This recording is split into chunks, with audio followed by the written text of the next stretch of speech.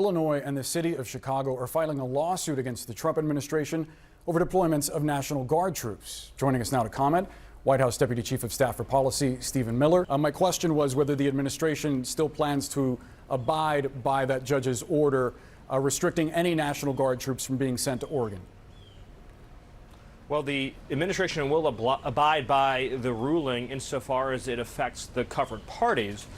But there are also many other options the president has to deploy federal resources and assets under the U.S. military to Portland. But I was making the point that under federal law, Section Title 10 of the U.S. Code, the president has the authority anytime he believes federal resources are insufficient to federalize the National Guard to carry out a mission necessary for public safety. So it's important to understand that in Portland, ICE officers have been subjected to over 100 nights of terrorist assault, doxing, murder threats, violent attack, and every other means imaginable to try to overturn the results of the last election through violence. The most important point I want to make today is that the number 1 and 2 items in the GOP platform in 2024 were to turn back the border invasion and carry out the largest deportation program in American history. Since Inauguration Day, there's been an orchestrated campaign of terrorism and violence against ICE officers. Of course, we saw the recent sniper attack against ICE officers. They're publishing their families' photos online. They're threatening them with murder. They're threatening them with death. And they're physically attacking them in the street each and every day. And yet, shamefully, the mayor and governor in Portland and Oregon have refused to render aid, leaving ICE officers to street fight every single night against these terrorists. You make the claim of terrorist assaults and violence attack over 100 nights, and yet the judge overseeing this case says that that's untethered from reality. And local officials on the ground say that Trump's assertion of what's happening is in Portland, that it's war-ravaged and burning to the ground, is far from true. I looked at the police data, and police have made something like 70 total arrests since June, and there are no reports of buildings being burned to the ground. The White House cited a guillotine being rolled out as like a public display of rebellion, but there isn't actually a threat that these demonstrators are going to overthrow the government. Are you concerned that that response weakens your legal argument? No, they are actually, as we speak, trying to overthrow the core law enforcement function of the federal government. Boris, this is, I think, where we're talking past each other. When ICE officers have to street battle against Antifa, hand-to-hand combat every night to come and go from their building, when they try to exit in a vehicle, when they are swarmed and surrounded and they try to tip the vehicle over, when people bring weapons to an ICE facility to try to engage in direct violent assault against ICE officers, what is the purpose? It is to prevent Immigration and Customs Enforcement from carrying out the mission the American people elected them to do. You make the case that these are terrorists, but in what we've seen thus far, the actual incidents of people inciting violence and not responding to law enforcement attempting to disperse them are not an open rebellion. I mean, again, you make this characterization as though they're terrorists, and I do wonder if it is potentially a problem in the future for Republicans. If a Democratic president someday calls the National Guard to a red state over what they see as open rebellion, but is what amounts to a demonstration that gets rowdy.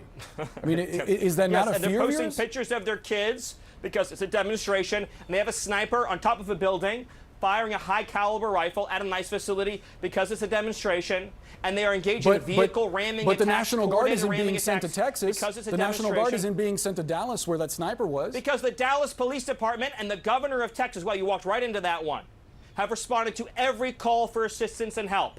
They gave a stand-down order in Chicago, and they gave a stand-down order in Portland. Do you realize that there's 11,000 federal law enforcement officers in Oregon?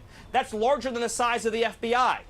Local and state police are resourced to deal with this kind of riotous assembly, but they have refused. They've been given a stand-down order. So they've arrested some 70 people since June.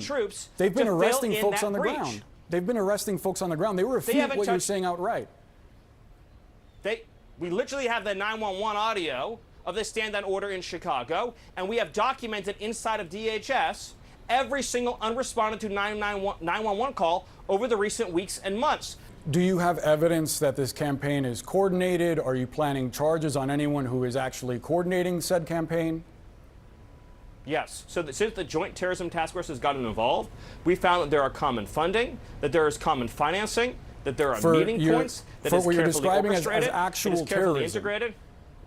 Yes. And you are going to charge someone with terrorism. Well, so I would like to. I bet you would like to, but that doesn't mean you're going to. Are you? No, no, no. What I'm saying to you is the Congress has statutes on seditious conspiracy, on insurrection, on impeding federal law enforcement. The domestic terrorism statute in Congress obviously needs to be strengthened for domestic terrorism in Congress. We have foreign terrorism charges. We have an entire patchwork of federal laws. To the extent that there are charges that apply, we will charge them in every single case. You have impeding law enforcement, you have seditious conspiracy, you have a conspiracy to deprive of rights, you have assault against law enforcement officers. But all of this meets the hallmark, textbook definitions of domestic terrorism. Boris, I just want you, just for a moment, to step back and think about what we're talking about here. President Trump ran and won a campaign on turning back the border invasion. You've said that several times, Stephen. We have a limited amount of time, so let me ask you. Let me ask you about the governor of Illinois. Let me ask you about the governor of Illinois. He declared a no-go zone for ICE. How is that not insurrection? Stephen, we're set to hear from J.B. Pritzker in just moments.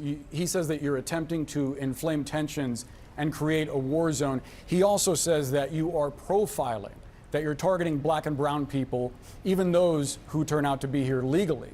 What's your response? Well, first of all, the black people in Chicago are thrilled that we're getting the illegal aliens out of their communities who are stealing their housing, jobs, and resources. You've seen the video of the town halls during the Biden administration where black citizens who are natives of Chicago were begging to have the illegals taken out of their country. What they've done is they've created a system of law in Chicago, in Illinois, where illegal aliens have far more rights than American citizens. If an American citizen, for example, commits a crime of sexual predation against a child, they'll cooperate with the FBI. If an illegal alien commits a crime of sexual predation against a child, that illegal alien will be shielded in an ICE no-go zone. I ask you the question, what is the right term to describe a local official declaring a no-go zone for ICE? Would you tolerate it for FBI, ATF, DEA? No, you would not. But there's an effort to delegitimize the core function of the federal government of enforcing our immigration laws and our sovereignty. It is domestic terrorism, it is insurrection, and no amount of insane hyperventilating lies from Pritzker or Johnson or any other Democratic official will change our minds on that.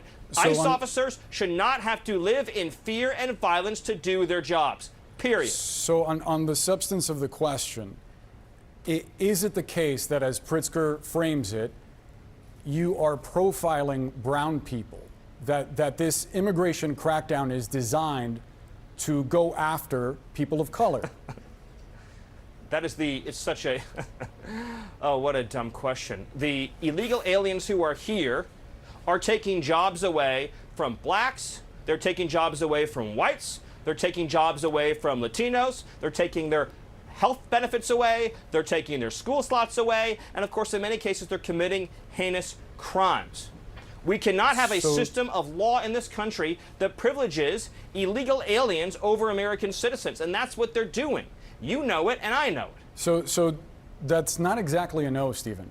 Can you just unequivocally state that the immigration policy... I said it's a dumb question. Okay. Well, I appreciate that, but it's a dumb question.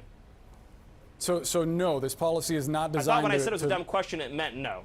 Well, I just want to be clear and precise. I appreciate you trying to qualify my questions, but nevertheless, I think it's a fair one that a lot of people have. My full answer is no, that is a lie, and it's a dumb question. But you said something else baked into the premise of one of your questions. You said, well, aren't we provoking?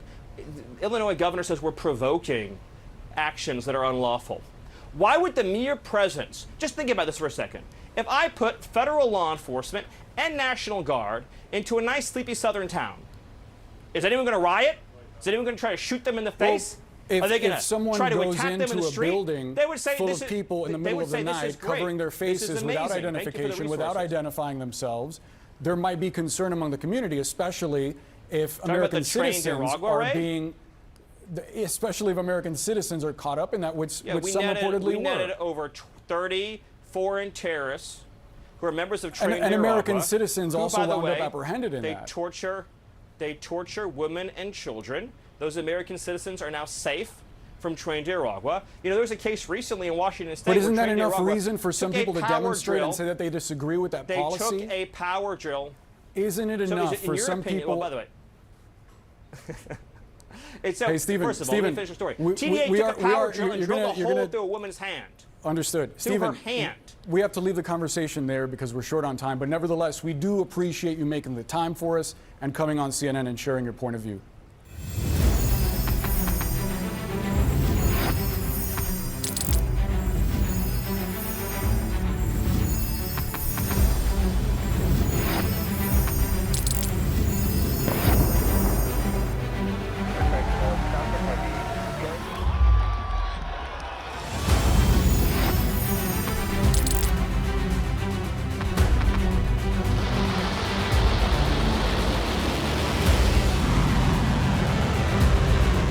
Been fighting so long and so hard that they don't know what the they're doing.